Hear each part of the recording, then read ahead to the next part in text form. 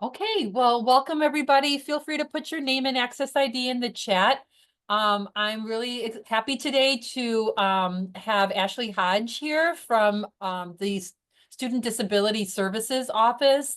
As you know, we've been getting updates from our main student service, student success areas, just to kind of refresh all the information that we need to know about these offices and how best to work with them and how best to refer students to them. So Ashley, I'm going to let you take it from here and, add to your introduction if you'd like.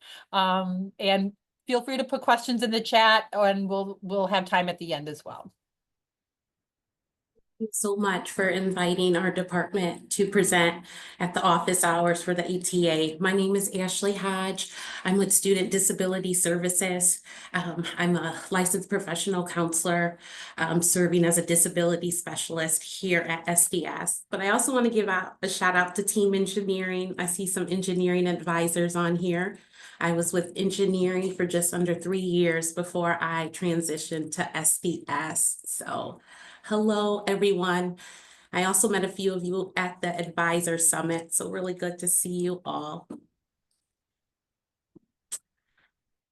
I really quickly just wanted to make sure everyone is familiar with our website. This is studentdisability.wayne.edu.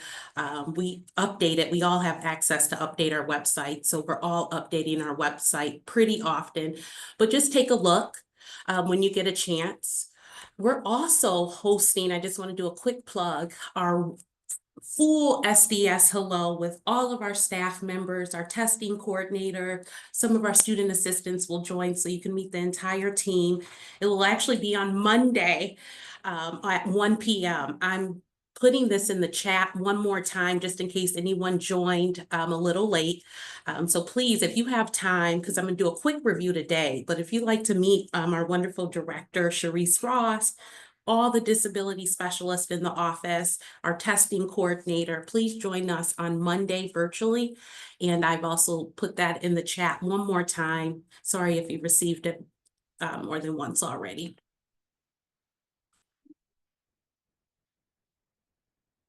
So again, Ashley Hodge, Student Disability Services.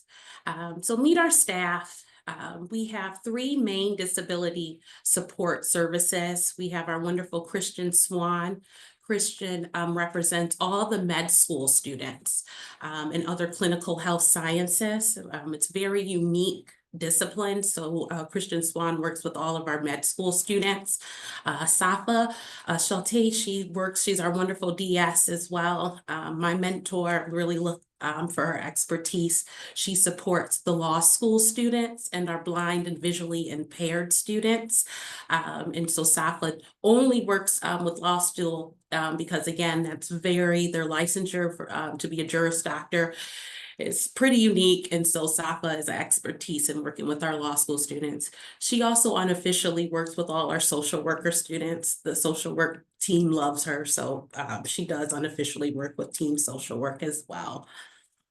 Again, I'm Ashley Hodge, and I support all majors. So I support all other general majors like engineering, liberal arts, theater, dance, film studies, so just any other majors, undecided. So I work with Cynthia a lot on Kate's team because I work a lot with her undecided students who have marked a disability as well. Yeah.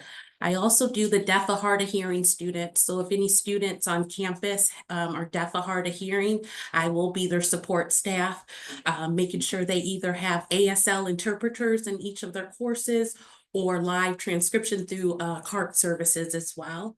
And I also do the housing request here. So that really takes up my summer.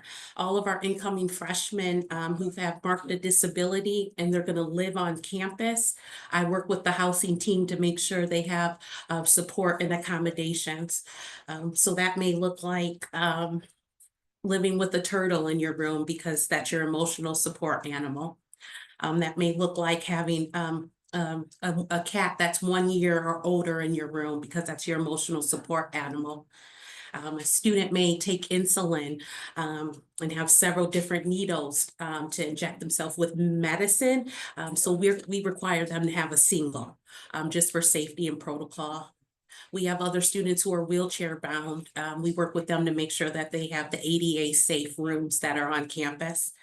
And I also do alternative text requests with our learning disability students. A lot of these students mark as ADHD. And so if these students have ADHD, I work with these students who say, I can only do auditory processing.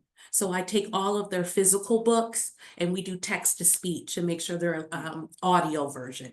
Or maybe students just can't do audio version and their professor is only putting Zoom videos or YouTube or TED Talks. And so I make sure those TED Talks are transferred into a transcript so the students can have it in a PDF format as well.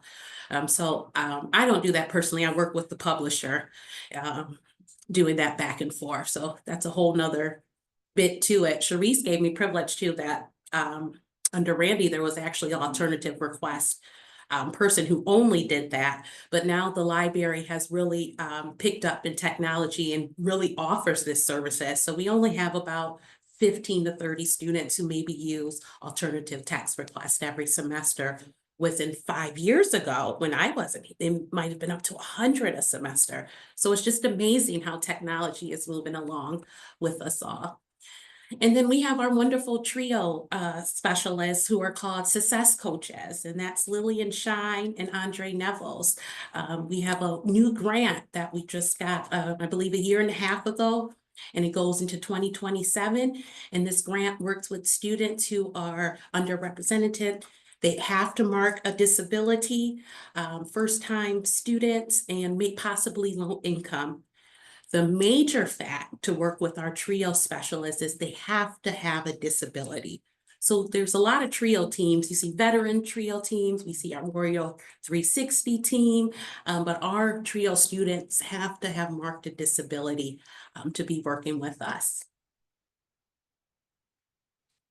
Just quickly, the mission of SDS.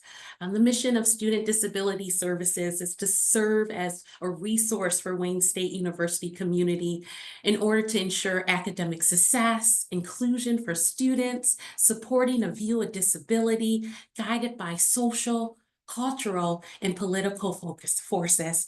SDS works to create inclusive academic environments by promoting the constructs of universal design throughout the university.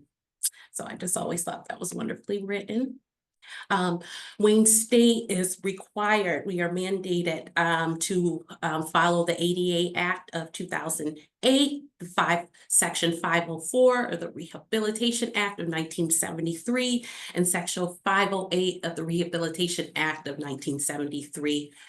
But as you all know, you wonderful advisors and UCs on the call, we all share the responsibility of assuring Wayne State University is being compliant, legally compliant, and providing equal access and accommodations to individuals with disabilities. And so that's a major role for us here. So what is a disability? What are we talking about? What's a disability?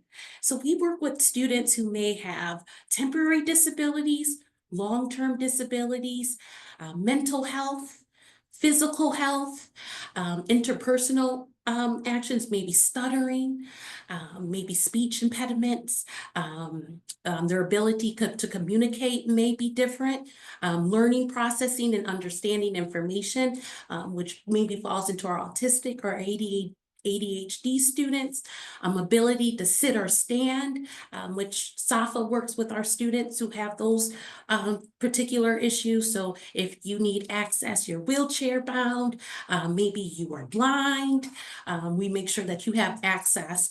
Just a big thing right now, Old Main, one of the elevators is broken. And so the stairs in the front off of Warren, our students who take classes there can't use it. And so we have 3 complaints this semester already.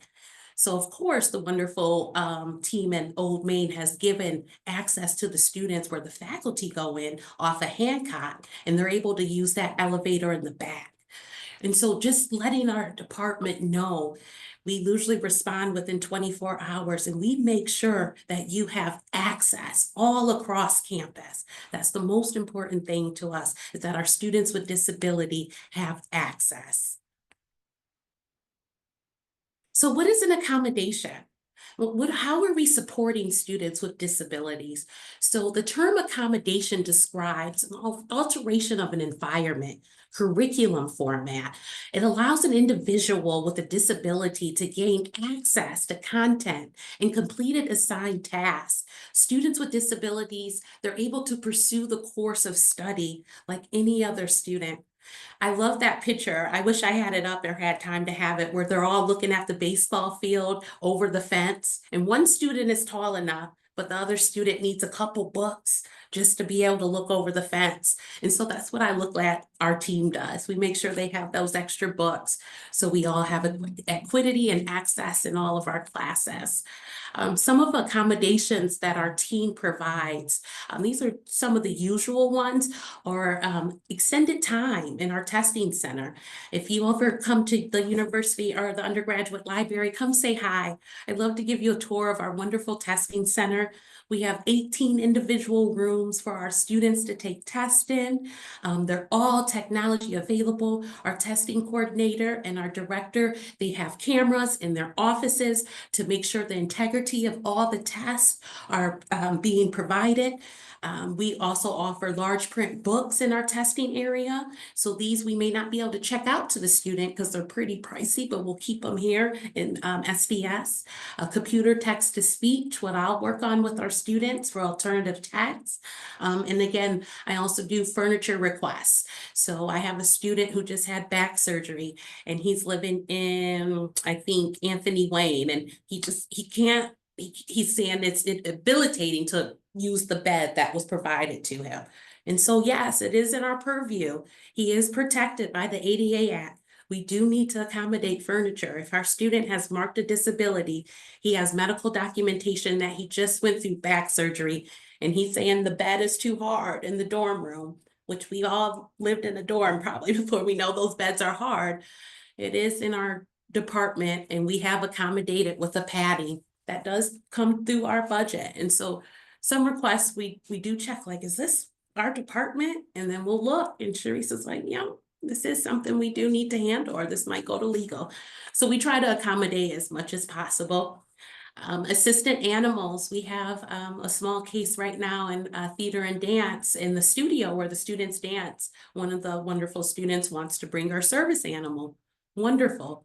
But the service animal doesn't have rapport with the professor and is growling at the professor when the professor is teaching and dancing around. So the professor is like, the service animal can't come to class. The student is like, oh, yes, they can. This is my service animal. I won't be able to finish class without it. And so I think this one might have been on Christian's role, but it's now been lifted to Sharice to kind of handle. And so Sharice is going back and forth to that class every Tuesday and Thursday, just trying to figure out what are we bounded legally, and how do we support the professor too. So it's important in our role that we not only are the advocate for the student, but we also have to support the professor too. And so that's what we're working on to make sure that both parties are happy. So a lot of our time, if we're not communicating with the student, we're doing a lot of back and forth with the professors. My team engineering, I'm bringing up again, a lot of my engineering professors, they just don't want to have that extended time maybe on testing for a Python class, which could be totally understandable. How is someone going to do that in the testing center? And so we work with our professors to either do the proctoring in the engineering building, or we ask for a TA to assist us. So there's ways that we work with professors if they're not able to bring their students down into the testing center. Kate, let me know if I should stop for questions now, or if I should just keep on going too. Yeah, I don't see any in the chat, but feel free to unmute if you have something at this point. It's a great slide that's next. It's just how are accommodations determined? All of our ES, we're licensed clinical professionals. We either have our master's in social work or we're LPC. So we all look at diagnosis and documentation pretty closely. We'll also work with the provider if we need to, but most of our students are adult students and they're able to get their medical documentation when they need to. With medical documentation and self-reported symptoms, Also, any observations. All of our students are required to do either an in-person or telehealth appointment, and we then determine the accommodations after a full hour intake appointment with them.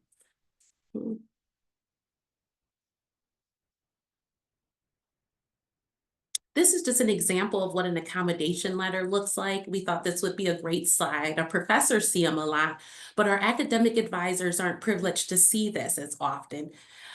We are the only department, excludes myself and CAPS are the only department who use a separate system to do all of our case notes and to do all of our accommodations. We have access to stars. I like to look at stars in my appointments just to see any notes that an advisor has put. But my notes and CAPS notes, Department of CAPS, go into a separate system. So, but if you have any questions, please feel to reach out. We are not legally allowed to talk about students' disability cases with academic advisors. We're considered their supplemental advisor, and what they talk to us about is confidential, unless the student has given us permission to say, hey, Colleen's my advisor. Colleen knows about my disability. Can you kind of talk to her so she knows what classes work and what classes wouldn't? So that's the only case that we would actually communicate with their actual advisor. If not, we're usually communicating with their professor. Let me know when's a good time to stop. A lot of these slides we're going over on Monday, so I want to make sure I save some cool stuff for Sharice to talk about, and hopefully you guys join us again on Monday. Very quickly, students with disability must be granted equal access. Access does not always equal success. My high school counselors, my school counselors, they work with students with 504 plans and IEPs. We'll take a look at that 504 plan, but that 504 plan and that IEP was created for success. The public school system wants the student to be successful. When you come to the university, we are required to make sure that you have access. And so our biggest goal is making sure that our students have access. So what does accessibility look like? You know, just things to consider in your day-to-day work, you know, how you can help your students. Just make sure maybe having caption materials. If you see a student who has a hearing aid, maybe have your laptop turned to the right in your appointment and have caption materials going in your appointment. Maybe people can't physically access you. We have people in the library, when we got our new furniture changed, Sharice had to go to the engineering team and let them know, like, a wheelchair, a standard wheelchair won't fit in between these new little spinner chairs. And we got the coolest new furniture. We weren't complaining about it, but we had to make sure our blind students, our wheelchair bound students still had access to get to us all the way in the back of the library.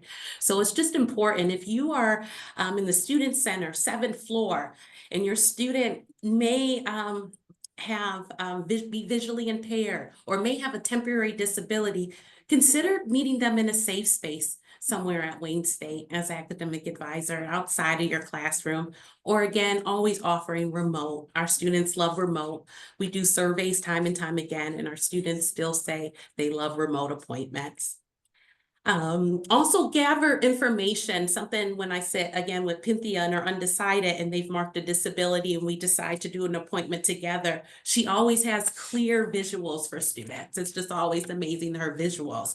And they change every time. So just maybe having a clear visual, because some students aren't auditory. They need the visual to understand and really concept what you've spoken to them about in that advising session. So maybe having visuals, and then always building updates, you know, just marking stars, keeping us all up to date, because again, our DSs, we love your notes that you add. We look at them, we add them to our meetings as well with them. So it's just always important to have that.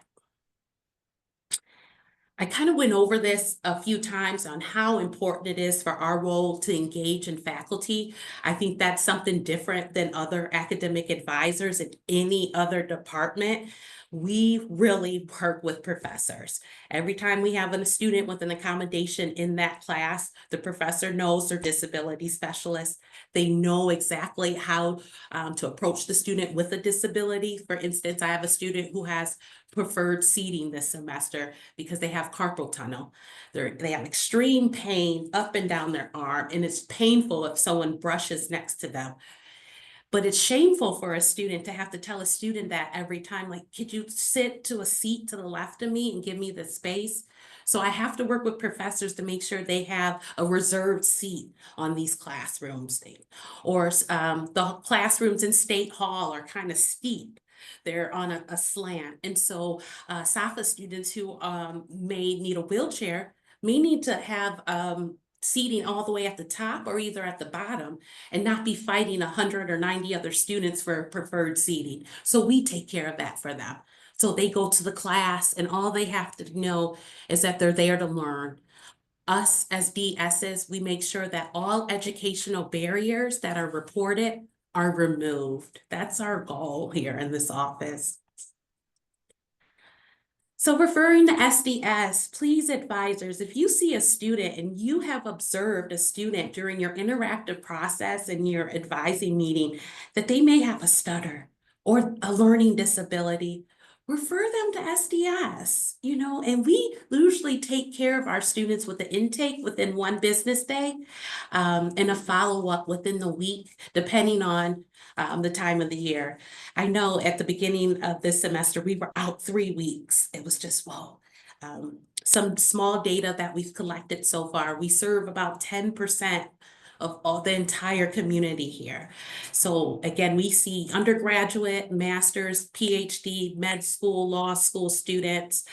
So we see them all in this department. And so that is about 10% of our students at Wayne State mark that they have a disability. Accommodated testing, our wonderful testing coordinator, Denise, who we just couldn't live without. She's going to be at the meeting on Monday at 1. I hope you all come back and join us then. But she'll give you a little bit more about testing, what testing looks like. Some departments like chemistry have their own testing person that they've hired as a part-time person, and so they'll take testing in their own department. So it looks different between every department. But every student has the opportunity, if they need distracted, reduced testing. Hey, I want to self-disclose. I've suffered with some testing anxiety myself. And if someone rattles a pen or chews gum too much while I'm testing, or even when the first person is done in the testing room, I'm like, why did they finish before me? So if this happens to our students, let's give them access. Let them take the test down here. All the rooms are monitored, and our wonderful testing coordinator works with our professors to make sure the tests are submitted back to the professor, and the student never has access to the test without the allotted time that they're supposed to use it, just to keep the integrity, make sure the test isn't in the web. We keep lockers for our students so they don't bring in their cell phone. There's no food. If they need to use the bathroom, they need to check in and out. The testing time still continues. So there's rules and regulations. This isn't my Pacific role. This is hosted in our office under Sharice, but I would still, if you guys want to know a little more, please join us on Monday at 1 when the whole team is there. I think that's it for me. Oh, just a quick tip.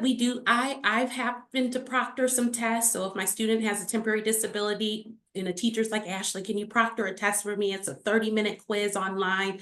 I don't mind doing that, but most of the time the testing aren't here. Little cute picture of testing center, what the inside of our office look like, the lockers that our students put everything in. Our wonderful area where we have the best student assistants on campus. We really work well with them. We couldn't do it without our team.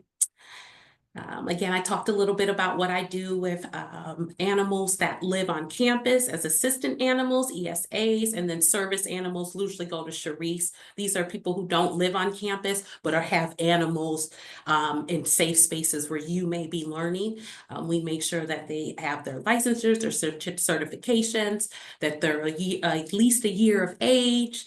But we'll go more into detail about that soon too. We could do And then our wonderful trio staff will be available to you on Monday as well to talk a little bit more about the grant and what the grant does for you all. I'm so glad to be here with you all today. If you have any questions, I'd love to answer Yeah. it. There are a couple in the chat. I see them now. So Michelle's asking about when there are those challenges between faculty and students, like the growling dog example that you gave. What is the proper procedure for advisors? Like who do we have the student contact? Do we do it or do we have the student do it? So as adults here, most of our students are adults over 18. They should be self-advocating for themselves. However, if you do notice it and it's come to your forefront, like I've just been working with the wonderful theater advisor, we've been working back and forth with it. It usually goes directly to Sharice. We Okay. put all the hard stuff on Sharice, Kate. She's the one that's doing the fires, but Sharice works mostly with service animals, and I'll work mostly with ESA animals that live in the housings with the students, and they're not leaving the dorms. So they're not in the classrooms. Is everyone seeing the Yeah. difference with the ESA versus the service animal? Yeah. And why we separate those with two different specialists? Yeah. So Sharice, and then Sharice can farm it out, if you're not sure, or yeah. Correct, but so those is something Sharice will still keep, because again, our wonderful director, she was a DS for 12 years. She just, I believe, came in this role within the last year and a half or so. So she was doing service animals anyway. She just kept that under her role. And then, can students receive accommodations for a clinical setting or a practical setting? Excellent question. And so it's case by case, and that's why most of our clinical students go to either SAFA or Christian. And if they are taking like their nursing exam or a med school exam or their exam for their Juris Doctor. For sure, the law school is going to do pushback. Woo! Saba has a role, you guys. Always give her hugs. They always do pushbacks. Med school is a little bit more lenient with it, but the clinical assessments aren't Wayne State. These are state boards. These are regional licensing. And so we do advocate for the student and we put in a request, but they are also able to come back and deny it. And then, so Jessica's also asking about comments and stars, and this is something we talk about a lot, advisors talk about a lot, because we do want to be thorough in our notes when we meet with a student, but we also know that we need to be sensitive to confidentiality for students that are both working with SDS or CAPS. Those are like the two offices that we usually are hesitant to really be explicit with our referrals and our notes. Do you have any comments about that or That's a suggestions? wonderful question, Kate. Thank you, Jessica, for bringing that to our attention. We request that you do not mention any disabilities in your STARS notes. We will have the privilege if the student has a disability. We already have that in our case note system, which is called Accommodate through Simplicity. So we don't need to see any disability notes in STARS. Any Usually, questions? oh, Go yeah. ahead. Go ahead, Jess. So like we were, I think, discussing before with advisors on our training and whatnot, we do put, I mean, at least I do, just refer to university resources, general, and that's good, right? Oh, that's awesome. That general comment is awesome. Thank you. Yeah, thank you. Other questions? I do have another one. Please. So you talked about like medical school with the, I asked the question about the, clinical portion or practicals.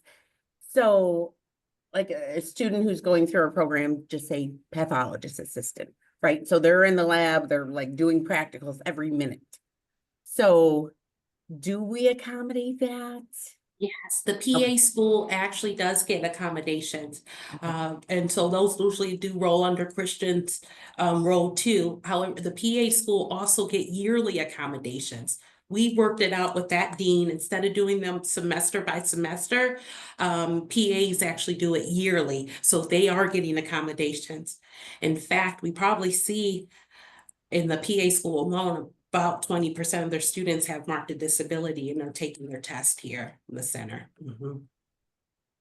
And that's like for hands-on practical too. Like I'm talking about like pathologist assistant, say they're in the lab and they actually they get like a 1 minute to do things.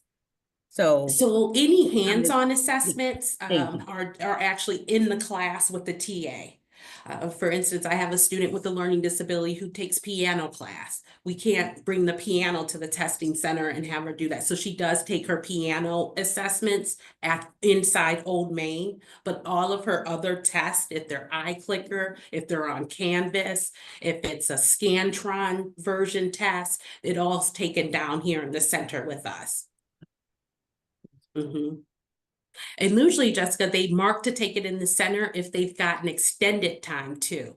We're able to do distraction, reduce time for PAs in their home, but if they've got 150% or 200 time extended time, they usually do it down here in the center.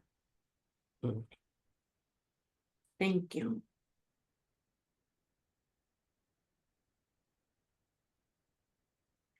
And please join us on Monday. I'm this little old DS, the new girl on the block. I want you to meet all the team. We got wonderful, it's 5 of us. You'll get to meet our wonderful director, Cherise. Please stop by our wonderful testing coordinator, Denise Rogers. So if you are available on Monday at 1 for another hour, 30 minutes or so, please stop by for a little bit more. Wonderful.